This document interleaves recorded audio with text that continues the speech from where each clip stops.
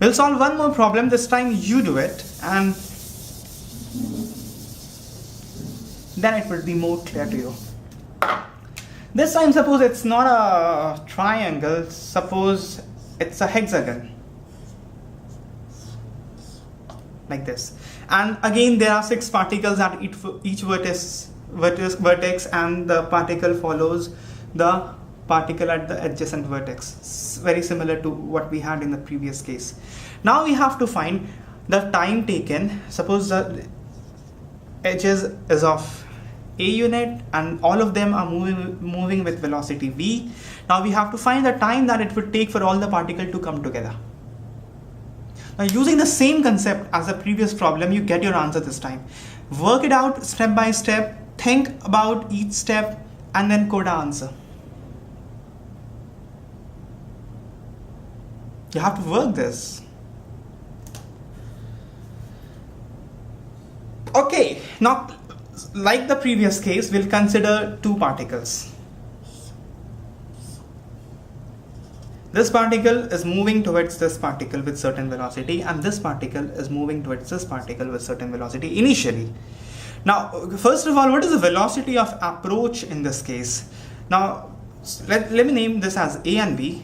Then the line joining A and B, the line AB, will be breaking this velocity component along the line AB. This component will be, this is 60 degree hexagon, right? This is 60 degree, this is V by 2, and this is root 3 V by 2.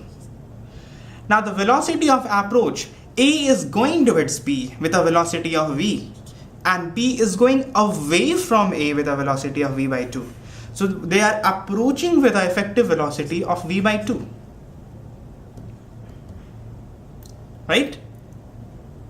So the velocity of approach is V by 2. The initial distance is A unit. The final distance is going to be A by 0 unit. So the total distance that A and B have to cover is A unit. And the time it would take will be A upon V by 2. Because this velocity of approach will remain the same throughout the journey. If B turns, A also turns to follow B. So the velocity of approach, this angle 60 degrees is always going to be the same. So the velocity of approach is going to remain V by 2 throughout the journey. So this is a constant velocity of approach. So the time it would take would be 2A by V.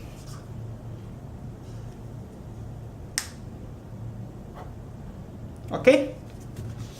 Okay. So you are learning velocity of approach. Are you? Okay, let's solve one interesting problem. The problem is like this. Suppose there's a road like this in a form of a straight line intersecting each other perpendicularly. There's a particle here at a distance of 500 meters from the point of intersection. Let us call it A. A moves with a constant velocity of 72 km per hour. And there's a particle here, let's call it B. It is at a distance of 400 meters from the point of intersection, and B moves with a constant velocity of 54 km per hour. Now the question they are asking is, what will be the minimum distance between A and B during the course of their journey?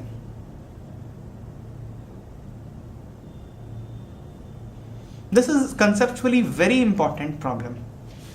Actually, you should spend some good amount of time thinking about it and work something on your own and then follow the discussion. Okay, the first job is to convert this kilometer per hour into meter per second, because generally we don't like this kilometer per hour.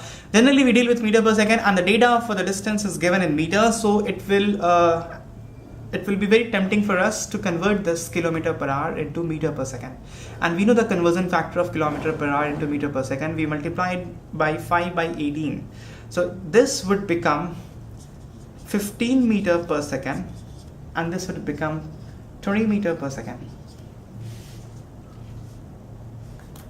Okay, There will be three approaches with which we can solve this problem, and we will be discussing all three of them.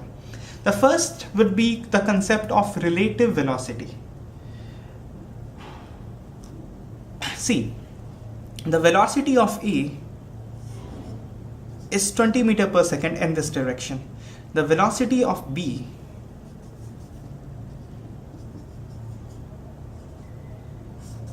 is 15 meters per second in this direction. Now, velocity of A relative to B. We know how to write this. Velocity of A relative to B with reference to B is velocity of A minus velocity of B. Right? It's an old story now. Now, velocity of A is 20 I cap and velocity of B is 15 j cap. So minus velocity of B will be minus 15 j cap. So this is the velocity of A with respect to B. With respect to B, I mean, meaning the velocity with which B will think that A is having. So you will consider B to be at rest and the rest of the world moving. And in that case, if we take this velocity of A with respect to B, that means B is at rest and only A is moving. If B is at rest and only A is moving, then this is the velocity that B will think that A is having. So the velocity of A with respect to B is this. Okay, so the velocity vector is making some angle with x-axis and it is crossing like this. If this is the velocity vector, and it is not going to change because the velocity of A and B is not going to change, and there is no acceleration. So this is the velocity vector of A with respect to B. So if B will think that it is stationary and only A is moving, then A is going to cross from this point. Because this is a velocity vector of A and it is going to go in a straight line following the velocity vector. Okay? This distance is given as 500. If this is theta, then tan theta is perpendicular upon base in this small triangle. Perpendicular is 15, base is 20, tan theta is 3/4. Now in the larger triangle, if you see tan theta, perpendicular we have to find, base is given 500. So perpendicular is let's see P and base is 500. From here you'll find P as 375. So this is 375. This much distance. This total distance from B is given as 400 meters. So this distance, the point at which the path of A is going to cut the y-axis and the starting point of B will be 15. Okay. Now the distance of closest approach would be this perpendicular distance. This is the shortest distance between A and B during the entire course of journey of A. Fine, because perpendicular from a point, the perpendicular drawn to the line is the shortest line that you can draw from this point to this line. So this is the shortest distance between A and B. When A will come here, then that distance will be the shortest distance between A and B. Okay, finding that is easy. This is theta, this is 90 minus theta, this is 90 minus theta, this is 90 degree, this is theta. You know the tan theta, you know cos theta, sin theta, everything you know. This is 15 and you have to find this using very basic trigonometry. This will come out as 20. So the minimum distance between A and B throughout the course of journey would be 20. This we have in solving this we have used the concept of relative velocity. Now relative velocity, as we've studied, the theory of relative velocity is just this, nothing else. We have found the velocity of A relative to B, meaning that B will be remaining stationary and only A will be moving. If B is remaining stationary and only A is moving, then this is the line that A is going to have, because this is along this line the velocity vector is lying. So A is going to move along this line, and along this line this perpendicular distance will be the shortest distance between A and B.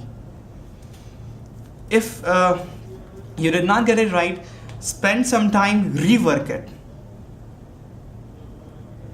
Okay, because Solving too many problems will not help. Solve little problems, but spend good quality time with each problem, thinking about each problem from different dimension, from different perspective.